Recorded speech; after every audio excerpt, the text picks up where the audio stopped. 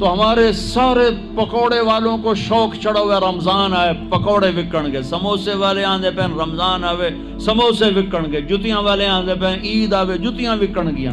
وہ کسی کو یہ شوق ہی نہیں کہ بخشش ہوگی، اللہ راضی ہوگا، جنت ملے گی، اللہ کی محبت میں بھوک لگے گی، اللہ کے عشق میں پیاس لگے گی۔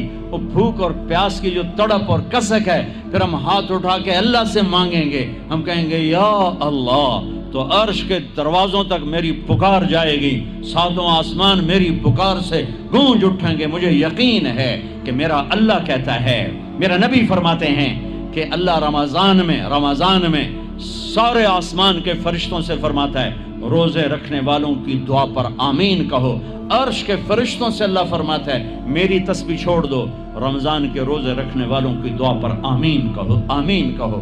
عرش فرش میں گونج اٹھتی ہیں میری دعائیں، میری صدائیں، میرے نوحے، میرے گریے ہلا دیتے ہیں۔ اگر بھوک پیاس میں مزے آ رہے ہوں کہ واہ یا اللہ تو نے کہا تھا نا، دیکھ میں بھوک سے بیٹھا ہوں۔ اس لیے افطار کے وقت دعا کیوں قبول ہے؟ افطار کے وقت کھانا سامنے ہے، پانی سامنے ہے، اور آواز کان لگے ہوئے ہیں سائرن کی آواز پر، تو اللہ کہتا ہے یہ فرشتہ، یہ میرے بندے، کھانا بھی سامنے ہے، پانی بھی سامنے، یہ کیوں نہیں کھا رہے، یہ کیوں نہیں پی رہے؟ بولو یا اللہ تیری محبت، میری محبت، چلو تم گواہ رہو، میں نے معاف کیا، چل میرا بندہ مانگ، کھانے سے پہلے مانگ۔ وہ وقت مانگنے کا ہوتا ہے، پکوڑے کھانے کا نہیں ہوتا، سموسے تھکن کا نہیں ہوتا۔ سموسے، پکوڑے، کچوریاں، سیون اپ، جام شیری، روح افزا، 500 چیزاں تو اندر پا لیندے ہو، سارے روزے دی تباہی پھیر کے رکھ دیتے۔ ایک مہینے کے لیے اوور آلنگ ہے، اوور آلنگ، ٹیوننگ ہے، ٹیوننگ، تھوڑا کھاؤ، تھوڑا کھاؤ، تھوڑا کھاؤ، ٹھنڈے شربت مت پیو، ٹھنڈے شربت مت پیو افطاری کے وقت، بعد میں پینا تو پی لو، این افطاری کے وقت اپنے اوپر ظلم مت کرو۔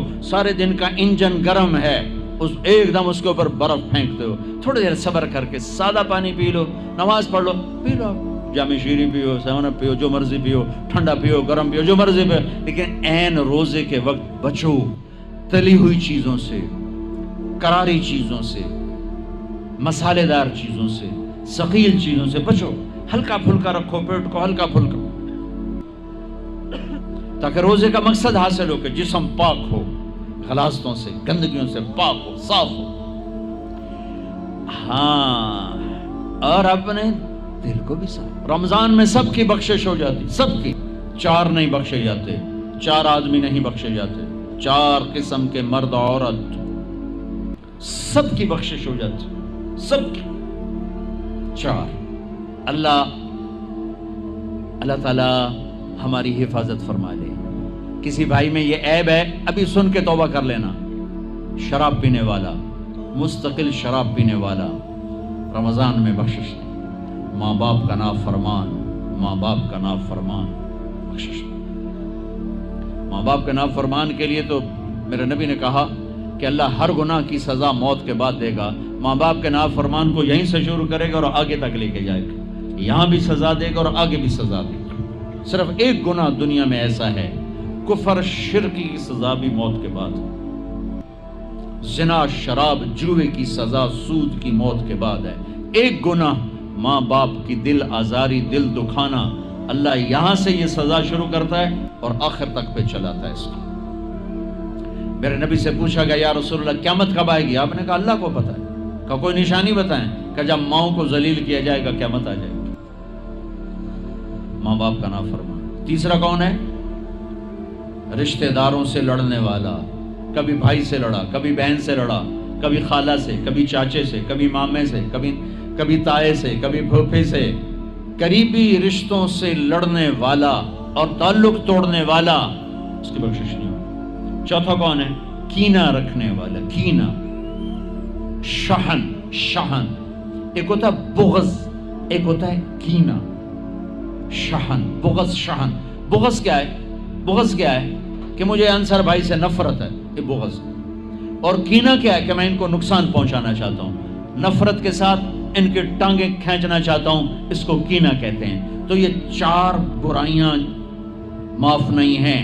ہاں کوئی توبہ کرے تو سب معاف ہوگا، سب معاف ہوگا، سب معاف ہوگا۔ تو اللہ نے ہمیں رمضان کا مہینہ دیا ہے، جہنم کے دروازے بند ہو جائیں گے، جنت کے دروازے کھل جائیں گے، فرض 70 فرض کے برابر ہو جائے گا، نفل فرضوں کے برابر ہو جائے گا، تراویح کے ہر سجدے پر 1500 نیکی لکھی جائے گی، ہر سجدے پر 1500 نیکی لکھی جائے گی، 20 رکعت 40 سجدے 60,000 روزانہ۔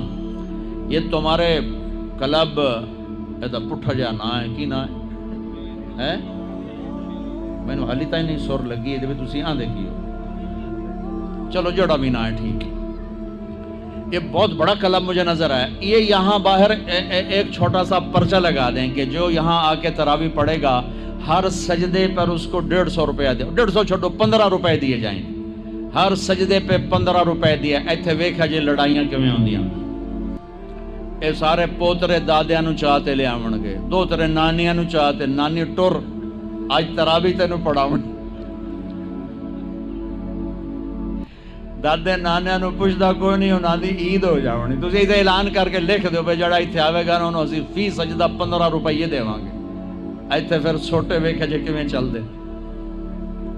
او میرے نبی، او میرے نبی، او میرے محبوب، او میرے پیارے اور میرے اللہ کے پیارے دلارے، راج دلارے، وہ کہہ رہے ہیں او میری امت 1 گھنٹہ لگا لو، 1 گھنٹہ 40 سجدے، ہر سجدے پہ 1500 نیکی، 60,000 نیکیاں، اور ہر سجدے پر جنت میں ایک سرخ یاقوت کا محل، اور ہر سجدے پر جنت میں ایک درخت جس کے نیچے 100 سال گھوڑا دوڑ سکتا ہے۔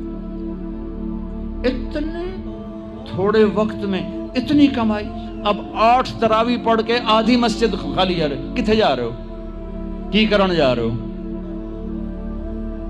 کوئی کام نہیں، 8 پڑھ کے جوتا اٹھا کے جا رہے ہیں۔ اے بھائی پڑھ دو، سال کے بعد آیا ہے موقع اللہ سے لینے کا، اور ہر سجدے پر یہ کچھ اللہ دے رہا ہے۔ اور پھر جب آخری رات ہوتی تو اللہ فرماتے ہیں میرے فرشتوں، میرے بندوں کی رات کی تراویح اور دن کا روزہ، اس کے بدلے میں نے ان کے پچھلے سارے گناہ معاف کر دیے۔ اور آسمان پہ ایک فرشتہ اعلان کرتا ہے یا باغ الخیر ابشر و اقبل، اے بھلائی کے چاہنے والے آگے بڑھ خوشخبری ہو، اور اے برائی کے کرنے والے بس کر اور واپس ہو۔ اور اللہ کا عرش مستقل پہلے آسمان پہ آ جاتا ہے، عرفات کے دن صرف عرفہ کے دن پہلے آسمان پر، لیکن رمضان میں پورا رمضان عرش پہلے آسمان پر۔ اور میرے اللہ کا اعلان ہے، کوئی بخشش چاہنے والا ہے، کوئی توبہ کرنے والا ہے، کوئی رزق لینے والا ہے، کوئی سوال کرنے والا ہے، کوئی دنیا اور آخرت کی حاجت لینے والا ہے، کوئی مانگنے والا۔ ہر وقت اللہ کی طرف سے اعلان ہوتا ہے اس مہینے کو بناؤ، دنیا کماؤ، حلال کمانا کو میں تو ویسے مذاقن کہہ رہا ہوں، ہر ایک دنیا کمانا کوئی منع تھوڑا ہی، حلال کمانا کوئی منع تھوڑا ہی ہے، لیکن ایسی کمائی میں نہ لگو کہ روزے پہ زد پڑے، تراویح پہ زد پڑے، تلاوت پہ زد پڑے۔ میرے نبی پاک صلی اللہ تعالی علیہ وسلم رمضان میں قرآن کی تلاوت بڑھا دیتے تھے۔ قرآن رمضان کا سب سے بڑا وظیفہ، جی کوئی وظیفہ دسو، کوئی وظیفہ دسو، لوگ پوچھتے ہیں جی رمضان کا کوئی خاص وظیفہ بتا رہا ہوں۔ رمضان کا خاص وظیفہ قرآن کی تلاوت، رمضان کا خاص وظیفہ قرآن کی تلاوت، قرآن کی تلاوت، قرآن کی تلاوت، جتنا پڑھ سکتے ہو پڑھتے جاؤ، پڑھتے جاؤ، پڑھتے جاؤ، پڑھتے جاؤ۔ میرا ایک ساتھی ہے مولوی ثناء اللہ، وہ ایک دن میں پورا قرآن ختم کرتا ہے، ایک دن میں پورا قرآن، ایک دن میں پورا قرآن، پورے رمضان میں 30 قرآن ختم کر دیتے۔ سوائے اس کے بیمار ہو جائے تو کوئی بیمار ہو جائے تو 10 پارے، ورنہ پورا قرآن، رمضان قرآن، پورا قرآن۔ تو چلو ہم پورا قرآن نہیں پڑھتے، کچھ تو پڑھو، سارے سال نہیں پڑھا، کچھ تو پڑھو۔ رمضان کا وظیفہ قرآن کی تلاوت، رمضان کی تسبیح قرآن کی تلاوت، رمضان کی خدمت، روزے افطار کرواؤ، سحری کھلاؤ، افطاری کراؤ، غریبوں کو مدد کرو، زکوٰۃ دو، اپنے مزدوروں سے کام تھوڑا لو، گھر کے نوکروں سے کام تھوڑا لو، اور رمضان کی سب سے بڑی بات، آپس میں بغض سے دل صاف کرو. لڑے ہوئے ہو رمضان آنے سے پہلے جیسے لوگ حج پر جانے سے پہلے نہیں فون کرتے ہیں، صلح کرتے ہیں، اتنا ہی ضروری ہے رمضان سے پہلے میں دل صاف کر لوں، میں معاف کر دوں، میں معافی مانگ لوں. زیادتی کی ہے تو معافی مانگ لوں، کوئی معافی مانگنے آیا تو معاف کر دوں. میرا دل صاف ہو، کسی سے بغض نہ ہو، کسی سے کینہ نہ ہو، کسی کا حسد نہ ہو، کسی سے رنجش نہ ہو. دل صاف کرو. صاف دل اللہ کا عرش بن جاتا ہے، اللہ کا عرش بن جاتا ہے، اللہ کا عرش بن جاتا ہے.